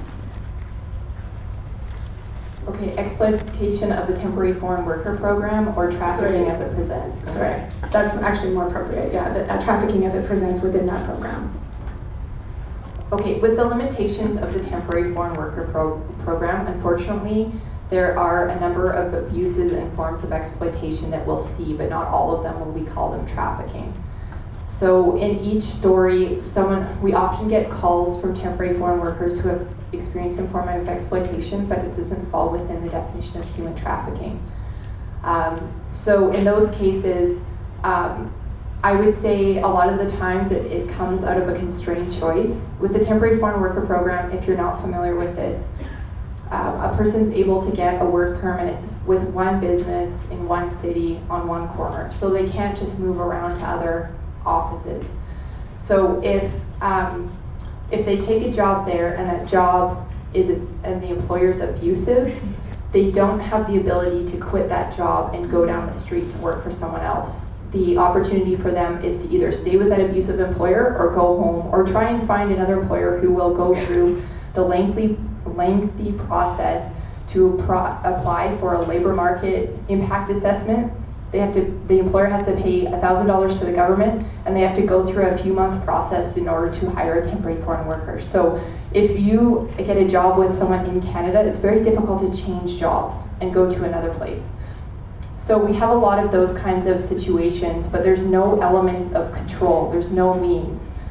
In some cases, there are no threats. There's nothing that the employer is doing to keep that person in the situation, and sometimes the only constrained choice is the temporary foreign worker program. So we need to see the action means and the purpose in those stories. And it's tough for us sometimes at ACT Alberta because these stories are not black and white, they're gray, so we have to talk them out. I would say if you come across someone who you suspect is being exploited or their story may be trafficked, you can call us at ACT Alberta and we can work that out with you. The other thing that you can do is you can refer the person to talk to the Temporary Foreign Worker Advisory Office. They are able to talk through the individual's rights and hear about their story, and they're very familiar with human trafficking because they work with us. So if they think that the person's trafficked, they can connect the person to us, and if not, they can help them with anything else that they need help with. And in terms of other provisions that are available, if a temporary foreign worker or if anyone who is a foreign national and they're having a status issue, so they're not a permanent resident or a Canadian citizen, they could be eligible to apply for a temporary resident permit for human trafficking. And this permit allows them to remain in Canada for a minimum of 180 days. Once they are awarded that temporary resident permit, they can have access to income support with Alberta Works. They can have access to trauma counseling, interim federal health care, and they can also get an open work permit, which allows them to work for any business. So that's one provision that's available for those who don't have status. Did I answer the question? Yeah, I think that there were many, so I'm hoping that that answered your questions. If it wasn't the right answer for your question, please feel free to text me another one specific to your concern. Further to victims and identification, the question here is, it's not often that victims self-identify as trafficked, and this is a question probably more for police than for us. How important is it that they self-identify in order to receive services or lay charges? I'm not going to speak to the services per se. I think that my message would probably be to get convictions in court is imperative, unfortunately. Teasing back that action needs and purpose, I think you see it from my team is that when this person migrates through the system, there's all those touch points, right? And it may be security clearances, it may be at the hospital, it may be at the library, it may be with the police officer, it may be all those things. And it's those touch points where you have to sort of do that professional judgment or that assessment, even with the purpose at the end of it. Non-disclosed funds, he keeps all my money, or my ID is with so-and-so. Those are all flags that build the case. But unfortunately for convictions, at least in the current environment, it's almost imperative. In my whole time in Vice, I only have one file. It's before the courts right now that I didn't require a complainant. And the only reason we got approval for that was we had intercept communication. So we were able to build a story without the victim's voice. But it's so rare. And it also costs a lot of money. It takes a lot of time. So really, yeah, of all the matters that have gone before the court that I'm at least in charge of, I've only had one. I would say as far as services go, when we're working with adults, we need that person needs to be asking for help in order for us to help them. So if they don't see themselves as being abused or in trouble, first of all, there's nothing that we can do. They have to come forward. They have to say that they want help. So depending on where someone is in their story, like with Olivia's story, the example I gave, maybe earlier on in her story, she would not have identified herself as being a victim. So we wouldn't be able to help her at that stage. And so we just need to, if we can, in the capacity of our work, maintain a relationship with these individuals. And like with domestic violence, if they're ready to accept help, then we can help them. In terms of identifying as victim of trafficking or using that language, there are some ways that I can help individuals without using that label.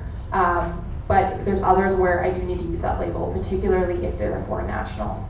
So if they are a Canadian citizen, or actually if they're, yeah, it doesn't matter for this one, but like if I were to acknowledge this person is a victim of human trafficking and they need to get into the shelter, I can call Patch Shelter and we can get that person to safety, and I don't need them to identify themselves as a victim of trafficking. I may see that in their story, but they don't need to identify that. But if I'm going to help them remain in Canada, sometimes I need to use that label of victim of human trafficking. And if that person rejects that, it might be difficult for me to move forward in that particular way. So it just may make it more complicated to help them. But we will help anyone, no matter whether there's charges laid or. So the next question, it's been asked by a psychotherapist who works with sexually exploited and trafficked women. The question here is, these women are disproportionately exploited by men who work in oil and gas, construction, and trucking. What is being done to hold these sectors accountable for the workplace cultures that foster and tolerate the exploitive behavior that their employees are engaged in?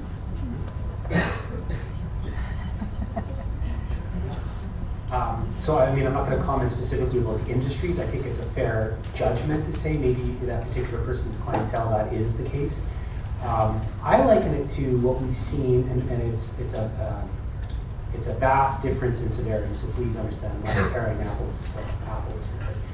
What we've seen in the media with news reporters. So we talked about the female news reporters being sort of scrummed by men and that whole respect on camera thing. Everyone's seen that sort of debate there. I love that conversation. I love that conversation. It wasn't about the industry. It wasn't about media people. It was about the treatment of other human beings. I love that, right? So, what gives you the right to say some derogatory sexist comments to me while I'm doing my job, right? So now, how do we layer that into the oil and gas industry? What a great question. And let's push that out there. How do we do that? How do we then, go and do a sprint with corporations and make them aware? And this was one of the things we had talked about in our sexual exploitation working group was maybe we need to go to large corporations and say, look, we want to teach you about human trafficking. We want to enlighten you to sexual exploitation. And what are you going to do with that information? You're going to share it with your people. Why? Because you may be that touch point. The oil and gas industry, you may be that company that hires a subcontract to do the camp cooking. And that subcontractor may employ Filipino folks. And you may see this indicia that's been spoken of today. Now what are you going to do about it? Right? You pay a third party to provide breakfast in the morning, but you see these red flags. What's the social expectation, or what's the contract that you hold to let people like ACT know, or let the police know? I think that's probably, that would probably be my only answer to that. I don't want to go specifically into why oil and gas. I just wanted to say that, we did get a crisis call once, and I talked to somebody, and certainly it is sort of thought of that, when we're in the boom business here, we take a lot of young people out and work in the oil fields. And this was a fellow who was working, and he said, look, my guys and the young kids, they're like in their 20s, they went to this bar and they're traumatized because they really felt that the women who were there did not want to be there. like, it was more traumatic for them to see that. It wasn't. And so he phoned me and said, what do I do? And I said, you call the police. Call the police and let them know that you suspect. And I think this is the movement. Nobody wants to see people who don't want to be there, you know, and sort of following what you were saying in terms of people need to self-identify. But there are other ways. I know that we had one case where it was difficult for her because, of course, she was taken from a place that, you know, where there's not a lot of options for women, and maybe, you know, suffer a lot of hardship in her country of origin. And so it is the grooming. You see them as your savior. It's really difficult not to identify with somebody who maybe saved you from a starvation, right? And it is about that process of returning agency in a safe environment where then they can start really seeing, okay, yes, this was exploitation, this, you know, that's not what I want to do, and I need help to leave.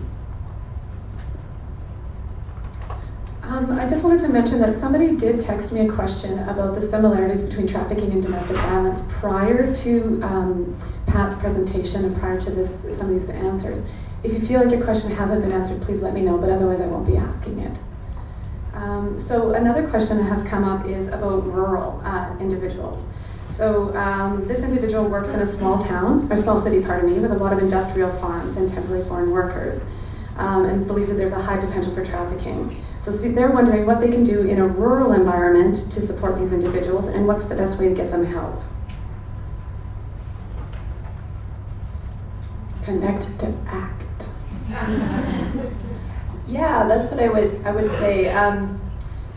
Certainly, again, if you feel like someone's life is in danger, call your local police detachment. So that could be EPS, it could be in rural, it's probably RCMP or whoever the law enforcement is in that area.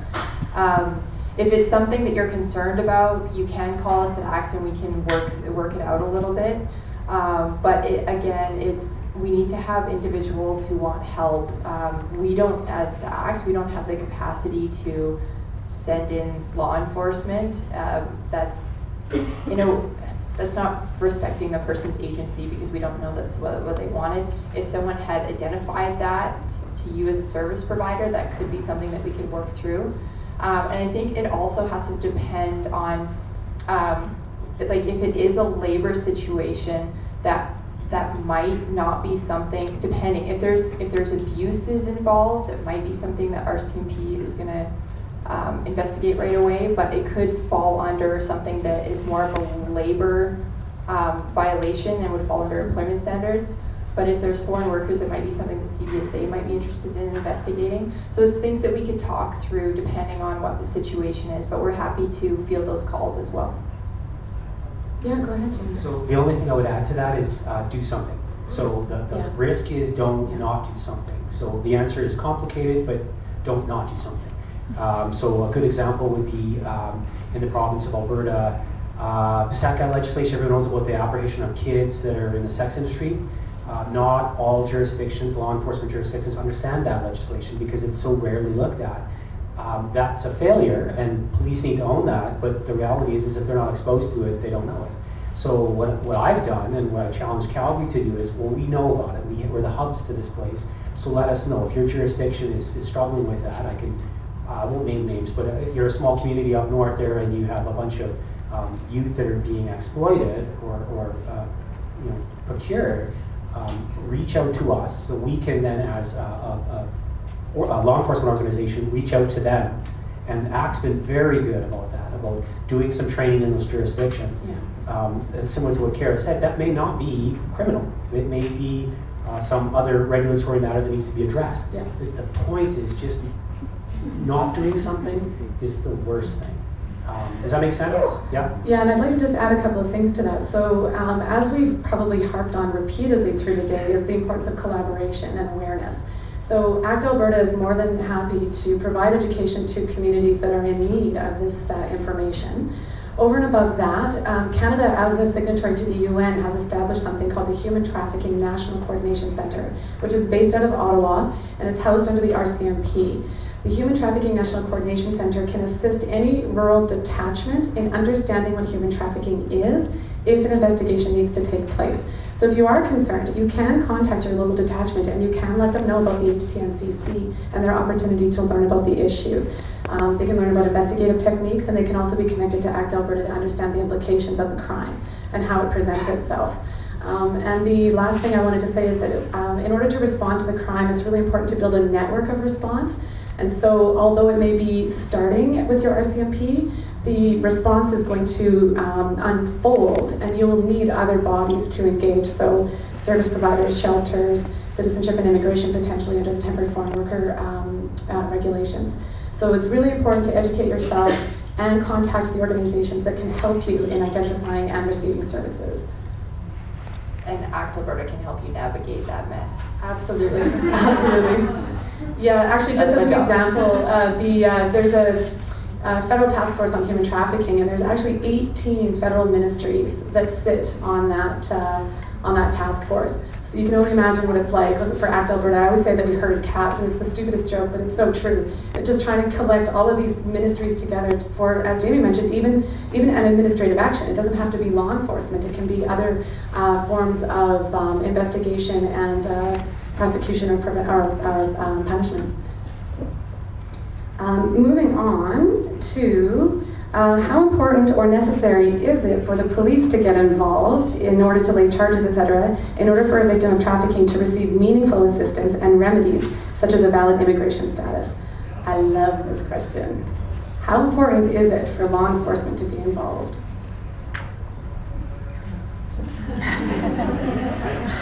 I can answer that one. Yeah, I think we'll probably say the same thing. So Yeah. So the reason I like this question is because we have, in Canada, we have intentions when we're composing our legislation and our policies and responses. And so it's really important to understand the intentions of these policies so that we can actually provide adequate support to people. So in Canada right now, we have legislation that allows, we have policies that allow temporary foreign workers or foreign nationals who do not have immigration status to access the temporary residence permit that I mentioned. No law enforcement attachment is necessary for that particular temporary resident permit to be awarded to an individual. However, having law enforcement involved is a great benefit, and it would enhance the application for somebody to be able to stay. Although it's not a requirement, it is something that we do encourage. Unfortunately, at this point in time, we're not seeing a lot of temporary resident permits being administered, and that's primarily because it's such a difficult crime for law enforcement to investigate and lay charges on. So, for example, as Karen mentioned in Olivia's story, I think it was 18 months before she was able to find the strength and courage to move forward to law enforcement to investigate her crime. And imagine that, so we might uncover an individual right now who needs the supports that the temporary resident permit provide that person. However, if they're not ready to go to law enforcement, we still have an obligation to protect that person. We still have an obligation to provide that person with services. And so, again, it's very important as government bodies to understand that there is an intention behind your policies, and that's what we're trying to encourage our government partners to look at and abide by, rather than this concept of police attachment. And also, too, working with ACT Alberta really encourages people to move forward to law enforcement, because we can stabilize individuals, encourage trust in the systems, and that does allow people to proceed with the belief and trust that law enforcement will do whatever they can to help resolve their crime, or at least maybe get some justice for the individual. And I would just add that that's something that we're constantly working on in ACT Alberta, so that people have that option that they can go forward with a law enforcement or without, and they still can access services. So we're not 100% there yet, but we're getting better day by day. So again, collaboration with our partners, we wouldn't be able to help those few individuals access their TRPs without law enforcement, without the collaboration and input of our partners. Yeah. So quite a few questions came forward from people interested in understanding human trafficking within the sex industry. And so There are many questions, and so I think it's a broader conversation. So I've just sort of distilled it down into a more of a theme rather than specific questions.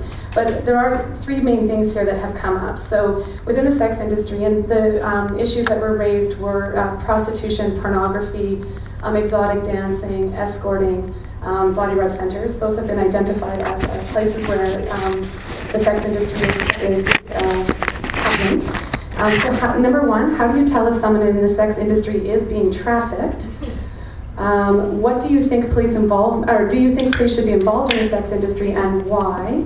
And what percentage of people in the sex industry are being trafficked? If I didn't encompass your question, please feel free to text me something specific. So the last question statistically was how many people in the sex industry are trafficked? No one knows. No one knows. No one knows. I mean, the question, the interesting part would be is a frontline sex worker on 118 out being trafficked? Maybe. Yeah, could be. Is the girl on back pages being trafficked? Maybe. And is the lady in the body rub being trafficked? Maybe. So I'm not comfortable putting any sort of statistic to that. What was the second? So another one was, do you think police should be involved in the sex industry, and why?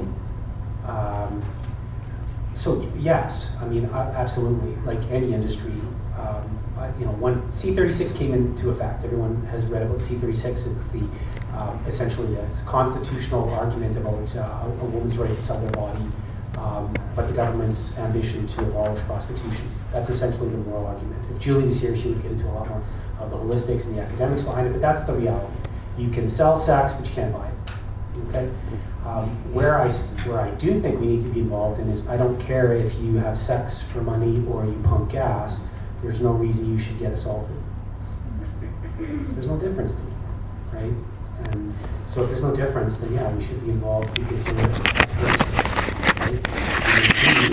You may have to sell your body on the street, but that does not preclude you, or does not allow you to be, does not preclude you for the protections that everyone else gets. Right? So absolutely. I'm not sure how far along we want to go with this question. So for the body rub centers are entities in the city that are licensed.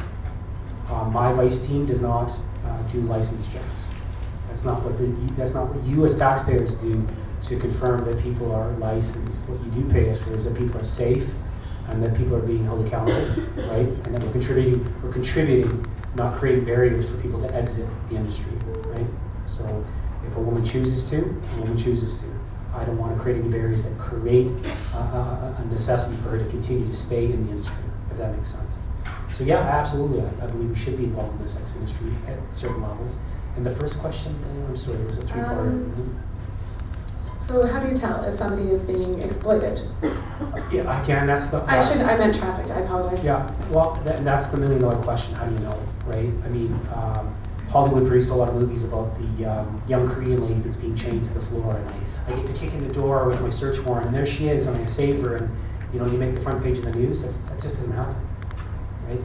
It happens, but that is not the bulk of the work that we're doing here. I think that the message that I would continue to reinforce is that with that action, means, and purpose, at each one of those touch points, look at those flags, right? So, for example, let's talk about the purpose. Why do people traffic? Why do people traffic, do you think? What do you guys think? What's that? Desperation. Why do people traffic people though? For money. Money. So where is that money? Right? That whole adage, Bob has to follow the money. Where does that money go? Right? So I can tell you in a file that we ran here, a young lady was moved from Ontario to Calgary. She made $5,000 her first night in the Calgary Stampede.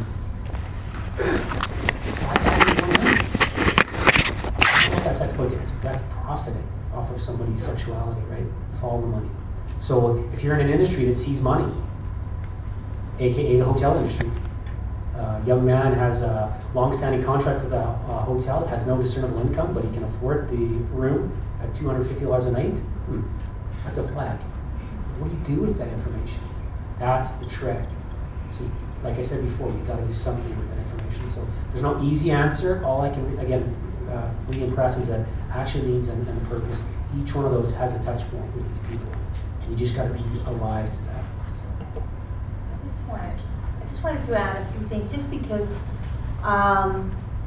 certainly that's where we see most of the trafficking, I think. But I think I wanted to remind people, one of the calls that I did get were from hotels, women who've been, you know, when you have a boom, then you have shortage of labor, then we open therapies, then we bring a lot of people, we need them to work, and then when there's a low, you have too many people, too many commitments. And so there were things, for example, Tim Hortons, where, and I don't need to name them as traffickers, but when you have somebody there who is presenting fearful, like they're victimized, you observe something. So it doesn't have to be just the sex industry. It can be all those areas. I know that one time I got a call from somebody who saw that there were a whole bunch of mattresses in somebody's backyard, and they were concerned because they own some type of business, and you know, so there were some, I mean, and like I said, there were more things than just the sex industry. I don't know if we'll see any more now, because of course we have a low, I guess, in the oil field, but it does manifest itself. I think one of the things that we always remember is about the victimization of people, is when people are afraid, when people do not have control about where they can leave or not leave, or whether they're made to do other types of work that you know, in an exploitative, I guess. So Karen, before you get this, I am cognizant of the time. We do have an opportunity to ask questions out in the lobby. Our ACT staff are wearing name tags. I unfortunately don't have mine to demonstrate, but we have name tags on. So you can definitely come and ask questions, or the panelists. There are two questions that have come up repeatedly that I would like to just address before we leave, to go and enjoy your beverages and each other. Number one, we've been asked a number of times about C36, Bill C36. That is the prostitution legislation, and because ACT Alberta is an organization that focuses on human trafficking, we don't take a position on the prostitution legislation. One thing I will say about that piece of legislation, though, is that Section 279, which Kara referenced in her presentation, those are the human trafficking specific pieces of that legislation, and they're just part of the general criminal code as well. So there are some specific pieces in that prostitution legislation that address human trafficking, but overarchingly, it's not a piece of legislation that ACT has any real expertise on or has any opportunity to comment on, because our scope is solely human trafficking. And the other thing that I wanted to address as well is that I realized that a lot of the conversation was heavily surrounding the services that are available to foreign nationals who've been trafficked, and that there's a sense out there that maybe there isn't as many opportunities for people who are internally trafficked. That's only because of the way the conversation has flowed today. The services for people who are identified as Canadian citizens or permanent residents of Canada, they receive all of the same services from ACT. And in fact, they have access to more services than people who have been trafficked, who are foreign nationals or otherwise known as internationally trafficked individuals. So I'm sorry if you were left with the impression that Canadian citizens don't receive service. I think it was just the way the conversation flowed. So again, feel free to bring your questions specifically to ACT staff. I think there are how many of us? 1, 2, 3, 4, 6, 7 of us today. So feel free to ask us any questions out in the lobby, and enjoy the refreshments. And thank you so much for your participation. I really appreciate the conversation.